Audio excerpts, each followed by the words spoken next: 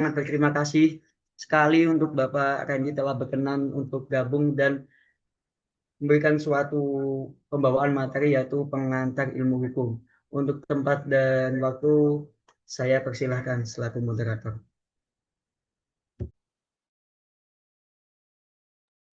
Oke, selamat malam rekan-rekan sekalian.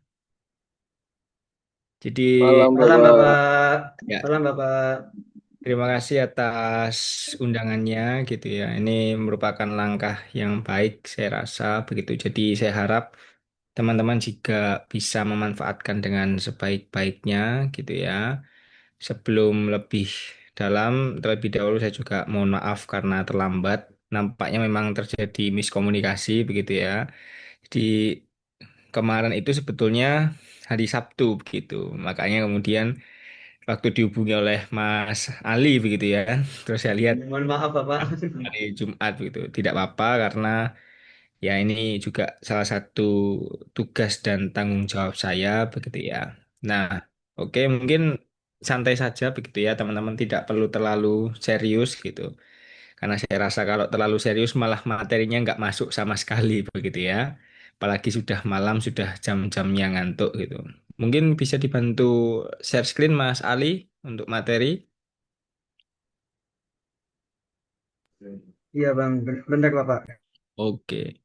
Jadi begini teman-teman, kita ini kan mata kuliah pengantar ilmu hukum. Jadi sedikit cerita memang saya dulu itu sama posisinya seperti kalian gitu ya. Nggak pernah sama sekali mengerti dan tahu gitu ya dari SMA kemudian masuk di bangku perkuliahan kemudian kuliah hukum gitu ya, maka saya bingung apa sebetulnya yang harus saya pelajari begitu ya, karena dulu saya itu sebetulnya pengennya masuk di psikologi atau di ilmu komunikasi begitu.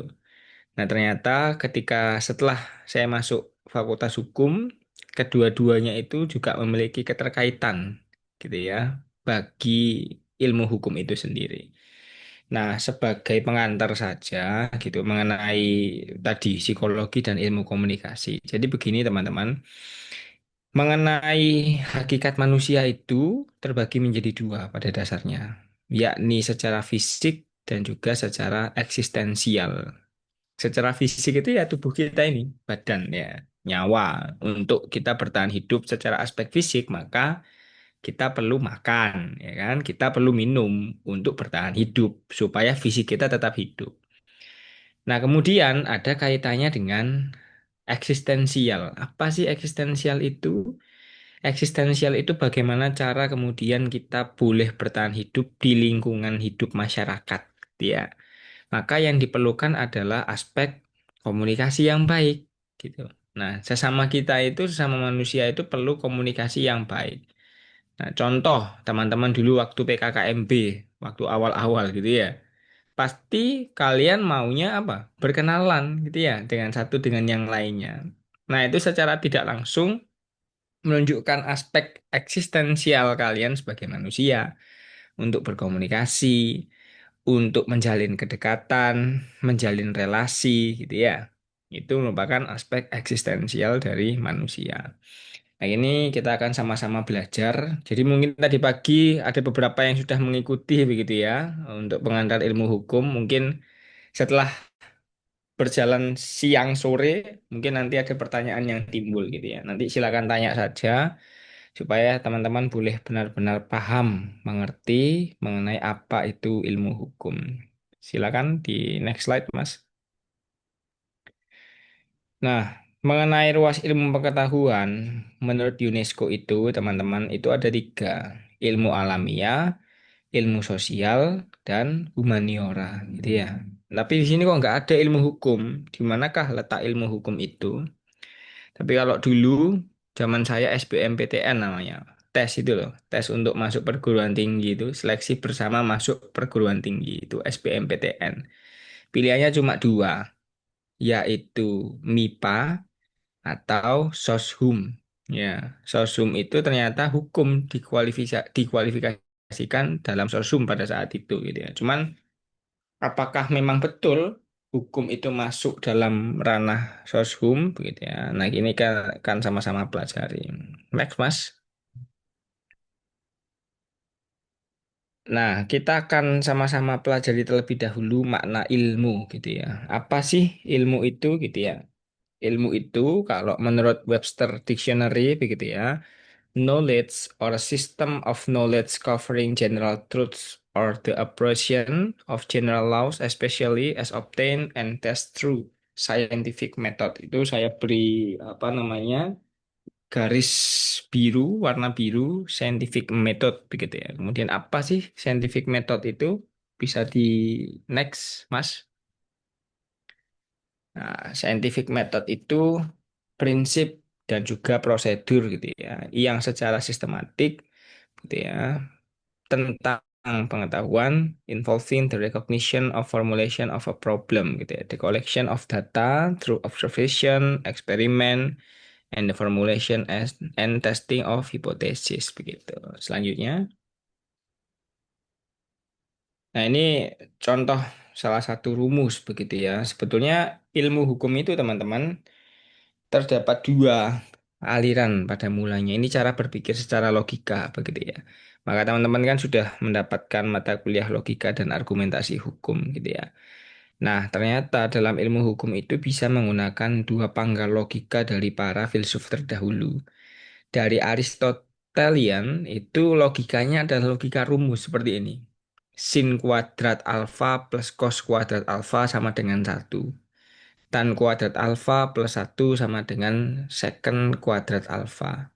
Cos tangen kuadrat alfa plus satu sama dengan cosecant kuadrat alfa. Itu pendekatan secara Aristotelian gitu ya. Kalau kalian belajar logika, pasti kan ada rumus P sama dengan Q gitu ya. Negasi P, negasi Q itu. Itu waktu dulu kalau ada teman-teman yang ikut tes apa seleksi bersama masuk perguruan tinggi pasti kan tentang itu ya. Logika penalaran, logika matematika, pasti kan soalnya tentang itu, ya toh? Nah, itu salah satu kerangka pendekatan berpikir secara logika gitu. Tapi itu aliran Aristotelian. Nah, selanjutnya ada aliran Plato. Plato itu juga logika, tapi Plato itu pernah bilang bahwa pendekatan yang dilakukan oleh Plato itu adalah secara linguistik, secara bahasa. Ya, logika itu secara ungkapannya begitu. Jadi tidak hanya terbatas kepada rumus saja gitu ya. Boleh di next, Mas. Nah, ini masih sama gitu ya untuk menentukan suatu logika. Makanya teman-teman kalau belajar hukum pasti logikanya sangat-sangat perlu untuk diasah begitu ya. Dalam sebuah ketentuan peraturan perundang-undangan contoh, itu tidak boleh kemudian jika ini manusia pasti mati ya. Maka kalau misalkan mati itu manusia begitu itu harus sesuai. Nah kalau misalkan tidak sesuai tidak boleh dalam sesuatu ketentuan peraturan perundang-undangan itu tidak sesuai satu dengan yang lainnya. Oleh sebab itu kejelasan yang dituliskan dalam ketentuan undang-undang itu adalah kejelasan secara semantik, linguistik tadi kata Plato gitu ya. Nah ini kan rumus Pitagoras, A kuadrat plus B kuadrat sama dengan C kuadrat. Nah ini pendekatan secara Aristotelian gitu, secara rumus gitu ya. Di next, Mas. Nah, berkaitan dengan scientific method itu juga ada bagi ilmu sosial gitu ya. Bernard Barber itu bilang, science is a unity. Whatever the class of empirical materials to which it is applied, and therefore natural and social science belong together in principle gitu ya. Baik natural, kemudian sosial, ilmu pengetahuan apa namanya secara natural dan sosial itu dalam satu prinsip begitu ya. Selanjutnya, nah ini beberapa contoh rumpun ilmu-ilmu sosial. Ada ilmu ekonomi, ada ilmu politik, ada psikologi, ada sosiologi, ada antropologi, begitu ya. Nah, objek kelima ilmu tersebut adalah perilaku masyarakat. Nah, berkaitan dengan hukum itu, teman-teman, tidak hanya kemudian belajar tentang tingkah laku masyarakat, tapi lebih dalam daripada itu, gitu ya. Contoh, kalau di fisika, begitu ya, fisika itu belajar tentang kalau ada sebuah teh misal kalau kalian bikin teh itu gitu teh itu kalian celupkan dalam air, kemudian berubah warnanya, ya, itu merupakan fisika, gitu ya. Kemudian ketika kalian buka keran, airnya mengalir, gitu, itu juga salah satu respon dari fisika. Nah, hukum tidak hanya belajar tentang model atau konsepnya itu saja, tapi malah lebih dalam daripada itu, gitu ya. Maka ilmu hukum juga bukanlah bagian dari ilmu-ilmu sosial. Tapi yang perlu teman-teman sekalian ketahui bahwa meskipun ilmu hukum itu bukan bagian dari ilmu sosial, tapi ilmu hukum ini juga perlu ilmu bantu, begitu ya. Nah, bidang saya adalah bidang hukum pidana. Maka itu hukum pidana itu terbagi menjadi dua, antara hukum pidana dan ilmu hukum pidana. Ilmu hukum pidana itu ya ilmu-ilmu yang membantu hukum pidana itu. Ada viktimologi, ada kriminologi, ya, ada antropologi, ada sosiologi, begitu. Tapi kemudian bukan kemudian hukum masuk dalam rumpun ilmu sosial. Karena ilmu hukum itu lebih dalam, bukan hanya untuk mempelajari tentang tingkah laku manusia, gitu ya. Selanjutnya. Nah, ini contoh bahwa conduct atau act atau that gitu ya, that intention, behavior, the drug instinct. Jika X maka Y gitu ya. Itu salah satu contoh bagaimana hukum itu berlaku. Selanjutnya, Mas. Nah, eksistensi ilmu hukum, ilmu sosial atau humaniora atau kedua-duanya atau bukan kedua-duanya gitu. Selanjutnya, atau malah ilmu hitam, ilmu hukum itu. Nanti kalau kalian lulus apa? Sarjana hitam ya, sarjana ilmu hitam. PIH, pengantar ilmu hitam ya. Apa kemudian hukum itu ya ilmu hitam gitu. Kan tidak juga gitu ya. Ada yang tahu nggak ini siapa? Ojan ya. Dulu sketsa. Nah, itu bagaimana kemudian pemaknaan dari ilmu itu gitu ya.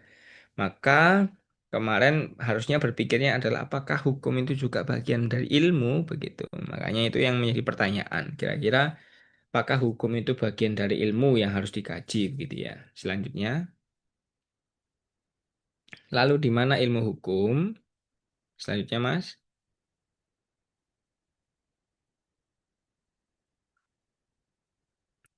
Nah, ini teman-teman, law gitu ya. Serangkaian pedoman untuk mencapai keadilan. Jadi, tujuan hukum itu hanya satu, yaitu keadilan.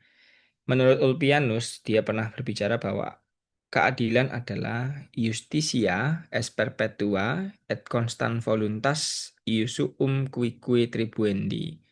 Keadilan itu memberikan kepada seseorang apa yang menjadi haknya secara tetap dan juga terus-menerus. Gitu. Oleh sebab itu, hukum itu merupakan serangkaian pedoman untuk mencapai keadilan. Nah, kalau teman-teman belajar, tujuan hukum itu kalau di luar sana ada tiga ya. Kepastian, kemanfaatan, dan juga keadilan. Nah, yang perlu rekan-rekan ketahui nanti silakan dipelajari, coba cari tahu gitu ya. Sebetulnya yang menuliskan itu adalah Gustav Radbruch, gitu ya. Gustav Radbruch itu sebetulnya bukan menuliskan kemanfaatan, tapi Gustav Radbruch itu dia bilang Gwegmabigheid. Gwegmabigheid itu apa? Kalau dalam bahasa Indonesia, kelayakan, kepatutan, gitu ya.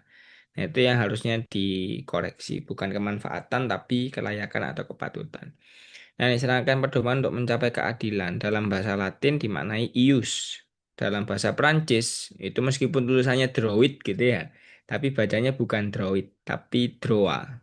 Nah, kemudian reh Belanda, reh Jerman. Yang membedakan memang kalau di Jerman itu kata benda ya itu R besar mesti, hurufnya besar. Nah, makanya di Jerman itu rehnya itu pasti diawali dengan huruf yang besar. Kalau di Belanda huruf kecil. Nah, di Indonesia hukum. Tapi yang perlu teman-teman ketahui, hukum itu bukan hanya hukum yang tertulis, tapi hukum itu juga ada yang tidak tertulis. Anggapan bahwa hukum tertulis itu anggapan dari kaum positivism gitu ya. Nah, kemudian seperangkat aturan tingkah laku untuk mengatur ketertiban masyarakat gitu ya. Itu ada namanya lex, loa, wet, gesetz, undang-undang. Nah, ini yang dimaksud seperangkat aturan tingkah laku inilah yang kemudian dituliskan dalam peraturan perundang-undangan gitu ya. Maka ini katanya lex, loa, wet, gesetz, dan undang-undang. Selanjutnya, nah, Law itu berasal dari kata lagu yang berakar dari kata lex, bukan ius, gitu ya. Digunakan untuk menyebut aturan-aturan yang dikodifikasikan oleh raja-raja Anglo-Saxon. Nah, dikodifikasikan itu berarti dituliskan, begitu ya. Maka sebab itulah law itu anggapannya adalah lex, bukan ius. Kalau ius itu hukum, ya. Kalau lex itu undang-undang, gitu ya. Hukum yang tertulis, gitu. Selanjutnya,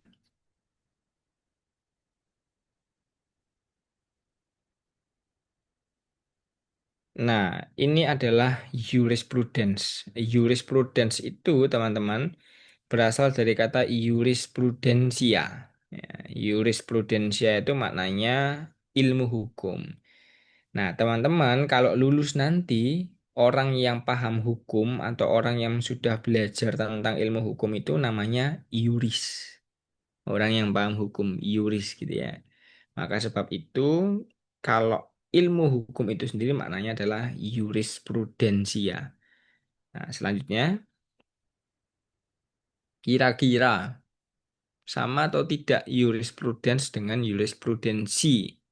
Ya, ternyata tidak sama. Yang dimaksud dengan jurisprudensi itu adalah apa? Putusan hakim, case law begitu ya. Jadi jurisprudensi dan jurisprudence itu memang berbeda, bukanlah hal yang sama begitu. Next. Nah, ini pengertian ilmu hukum.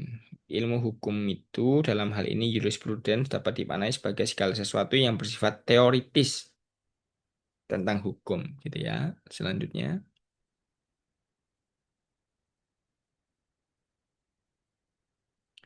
Nah, kedudukan ilmu hukum itu adalah sui generis. Apa itu sui generis gitu ya? Berbeda dengan yang lain. Sui generis gitu ya. Jurisprudence is sui generis disiplin gitu ya. Selanjutnya, nah ini teman-teman pemaknaan tentang scientia gitu ya.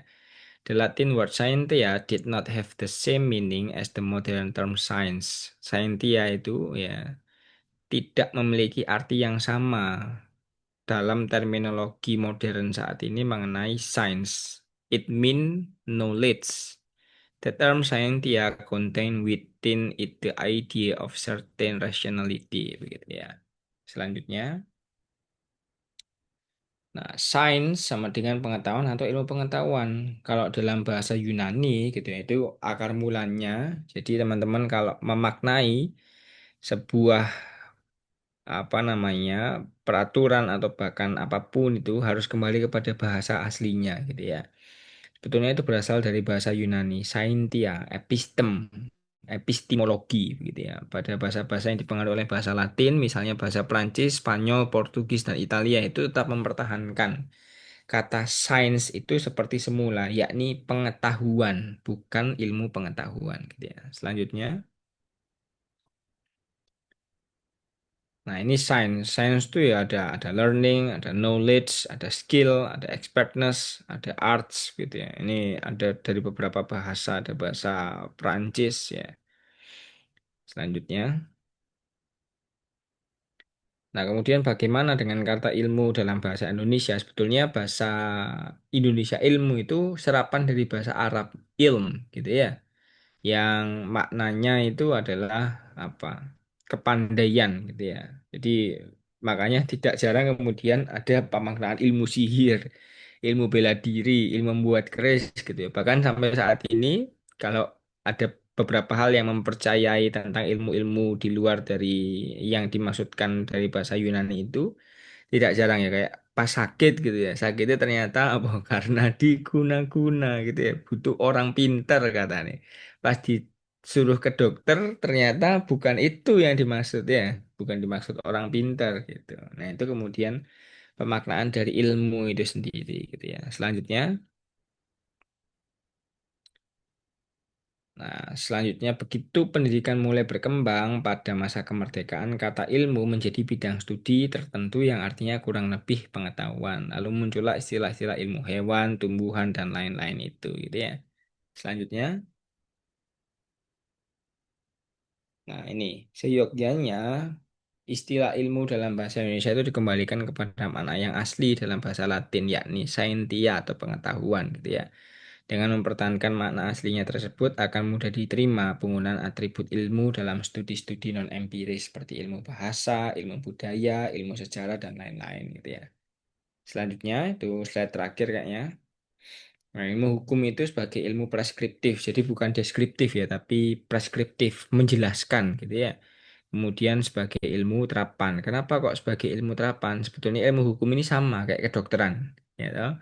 Kedokteran itu ilmu terapan, ilmu hukum juga ilmu terapan. Nanti kalau teman-teman lulus entah yang jadi APH misalnya, yang jadi advokat, jaksa, hakim, ya ilmu itu harus diterapkan gitu ya.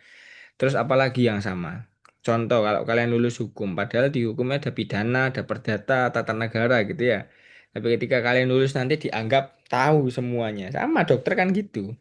Padahal ada dokter spesialis anak, gitu, spesialis obgyn, tapi dianggap kalau dokter ya tahu semua. Sakitnya apa ya berarti ke dokter gitu ya. Padahal ada spesialisasinya masing-masing. Nah, itu merupakan salah satu bentuk ilmu terapan gitu. Oke, saya kembalikan kepada Mas Ali. Kayaknya PPT-nya udah selesai itu. Baik, terima kasih atas penjelasan materi pengantar ilmu hukum.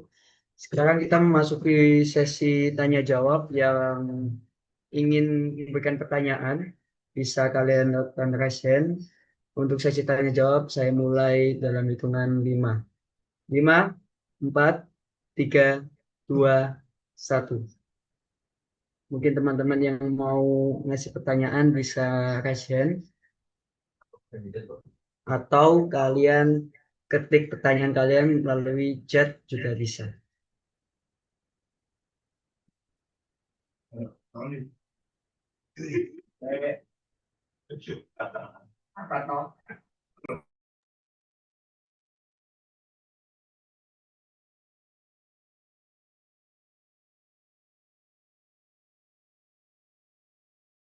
Oke, silakan Mbak Rania untuk memberikan suatu pertanyaan. Baik, terima kasih atas waktunya. Bapak, ini saya izin bukan bertanya, cuma mencari validitas aja. Kan tadi kan ilmu hukum itu adalah ilmu yang preskriptif. Nah, yang saya ketahui di sini kalau semisal ilmu deskriptif kan itu kan berdasarkan kasat mata atau dari empiris ya, di mana kita mendeskripsikan pengalaman kita. Nah, kalau semisal ilmu hukum kan preskriptif, di mana menganjurkan tidak hanya mengemukakan, tidak hanya menjelaskan, tapi ilmu hukum ini juga mempelajari perilaku atau tindakan yang berkaitan dengan norma dan prinsip hukum. Apakah eh, pernyataan itu benar? Itu aja, Bapak. Terima kasih. Oke, terima kasih Mbak Rania. Jadi pertanyaan atau pernyataan ya sebetulnya yang baik dari Mbak Rania. Jadi memang betul. Jadi ilmu hukum itu bukan hanya deskriptif, tapi preskriptif. Tadi pertanyaannya apakah kemudian berdasarkan norma, kemudian dan lain sebagainya begitu ya. Nah, itu sebuah hal yang menarik untuk didiskusikan begitu. Jadi begini, makanya tadi saya bilang di awal begitu ya, bahwa ilmu hukum itu sebetulnya lebih dalam, deeper than only talk with about perilaku masyarakat, tapi lebih dalam daripada itu gitu ya. Oleh karena itu pasti kaitannya dengan norma. Nah, ini kembali kepada tataran bahasa secara gramatikal. Norma itu kalau dalam bahasa Latin namanya standar perilaku. Coba nanti teman-teman cari. Norma itu dari kata norm dari bahasa Latin. Maknanya adalah standar perilaku. Standar perilaku ini sudah pastilah adalah standar perilaku yang baik. Gitu ya. Oleh sebab itu berkaitan dengan aspek manusia yang eksistensial tadi waktu sebagai pendahuluan ketika saya menyampaikan gitu ya. Aspek eksistensial itu adalah aspek rasa cinta kasih gitu ya. Kalian nih contoh ini dari Mas Ali, Mbak Rania dan juga rekan-rekan sekalian. Ini kan salah satu upaya kalian, eksistensial kalian untuk peduli gitu ya terhadap teman-teman semuanya angkatan 25. Ketika kalian merasa ini adalah hal yang baik, kalian melakukan itu begitu ya. Atau bahkan ketika kalian merasa kedepannya ini akan sangat baik, maka kalian menganggap ini adalah suatu ketentuan yang harus tetap dipercayai satu sama lain bahwa ini adalah hal yang baik. Nah, rasa itu adalah rasa keadilan yang timbul karena hak-hak ini yang harus dipenuhi. Kalian rasa ini hak kami, begitu. Nah, oleh sebab itu, dalam bahasa Latin ada yang dimaknakan dengan opinio iuris necessitatis, bahwa keadilan itu timbulnya dari rasa kepercayaan yang baik di tengah-tengah masyarakat, gitu ya. Nah, kembali kepada norm itu tadi. Norm itu standar perilaku yang baik. Dalam hal membentuk suatu hukum, gitu ya, baik itu yang tertulis maupun tidak tertulis, haruslah berlandaskan norm atau standar perilaku yang baik atau moral, begitu ya. Nah, tapi yang perlu kalian ketahui, moral itu bukan hukum, hukum itu bukan moral. Tapi untuk membentuk hukum itu perlu moral, gitu ya. Atau analoginya begini. Tahu itu bahan dasarnya adalah dari kedelai, ya. Tapi tahu itu bukanlah kedelai. Kedelai juga bukan tahu. Tapi dalam membuat tahu kalian perlu kedelai. Kalau tahu dibuat bukan dari kedelai maka dia dikatakan bukanlah tahu begitu ya. Demikian juga hukum. Kalau hukum kemudian tidak mengandung norm atau tidak mengandung moral maka dia tidak layak untuk disebut sebagai hukum. Nah, itulah contoh salah satu dari kemudian kenapa kok ilmu hukum ini adalah ilmu yang preskriptif. Karena itu tadi perlu adanya norma yang perlu diatur gitu ya. Proposisi-proposisi itu yang kemudian dituangkan dalam hukum baik yang tertulis maupun tidak tertulis. Salah satu contohnya nanti teman-teman bisa belajar di Israel itu ada namanya futza dan juga mufza kalau saya tidak salah. Nah, itu bagaimana bentuk dari hukum yang secara formal. Jadi kaum-kaum futza itu tulisannya KVUTZA kalau tidak salah.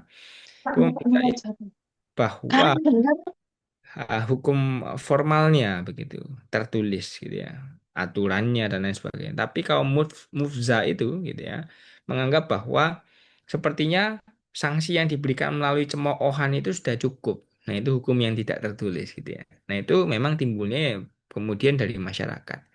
Yang susah itu bukan kemudian bagaimana mengatur masyarakat dengan hukum, tapi bagaimana kemudian aturan-aturan itu yang berlaku pada masyarakat itulah yang susah begitu.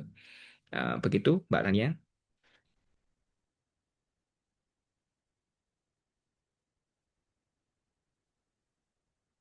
Silakan. Baik untuk Mas Andi, untuk tepat dan waktu kami silakan memberikan suatu pertanyaan. Oke, oke. Oke, jadi Bapak izin bertanya, Oke, silakan, untuk Mas. di kelas saya itu ada membahas terkait kayak nilai, kaidah, asas, dan norma.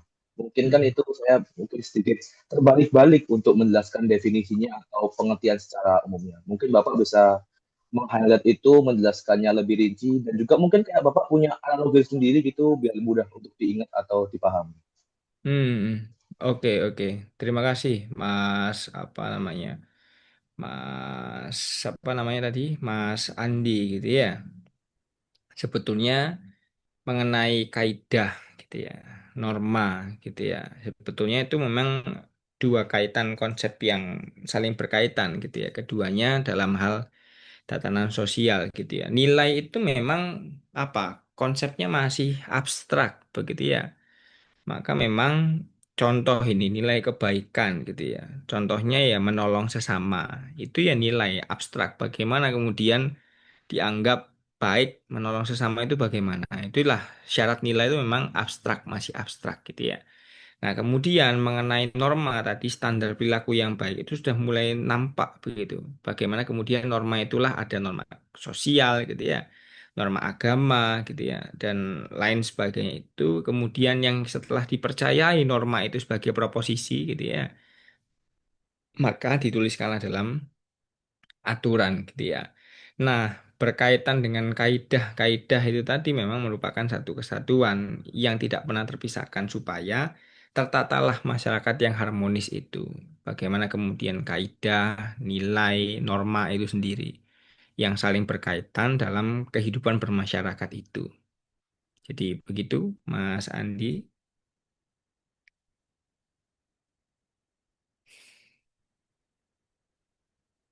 Baik, mungkin dari teman-teman ada yang mau bertanya, bisa kalian angkat tangan ke raise hand, karena sejatinya untuk study club ini itu kita itu tidak kaku-kaku ya teman-teman. Kita bisa menjalankan dengan diskusi bersama dan belajar bersama. Kenapa? Karena ini supaya semua anak angkatan Fakultas Hukum angkatan 2025 bisa mendapatkan hak belajarnya secara bersama-sama. Mungkin yang belum paham dari beberapa poin materi yang dibawakan oleh Bapak Randy bisa dipertanyakan untuk bisa dijelaskan. Oh iya Bapak, saya mau bertanya untuk kisi-kisi UTS. Mungkin Hmm. ada sedikit bocoran untuk Bapak, kisi-kisi UTS yang akan dibahas itu seperti apa dan bagaimana. Oke, jadi sebetulnya Mas Ali, saya kan tidak mengampu mata kuliah pengantar ilmu hukum. Jadi memang saya tidak tahu ini kisi-kisinya mengenai pengantar ilmu hukum. Namun cuman makanya yang saya tanyakan sama teman-teman ini mungkin kemarin waktu mata kuliah pengantar ilmu hukum apa yang didapat. Terus kemudian apa yang masih menjadi pertanyaan dalam pemikiran teman-teman sekalian gitu supaya clear gitu ya. Sebetulnya memang hanya perlu untuk memahami konsep saja gitu. Nah, ujiannya pasti mengikuti itu. Cuman kan memang saya tidak mengajar mata kuliah pengantar ilmu hukum, jadi memang saya tidak tahu. Tapi yang pasti yang akan diujikan ya pastinya tentang secara konsep apa sih pengertian dari ilmu hukum itu gitu ya. Kemudian apa itu hukum, apa itu ilmu, kemudian itu sih kurang lebih. Nah, hukum tertulis, tidak tertulis mungkin itu ya.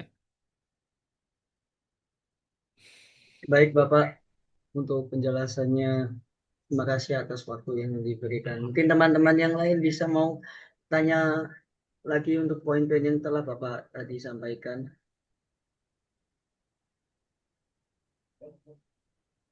Oke, Mbak Rania, silakan Mbak Rania.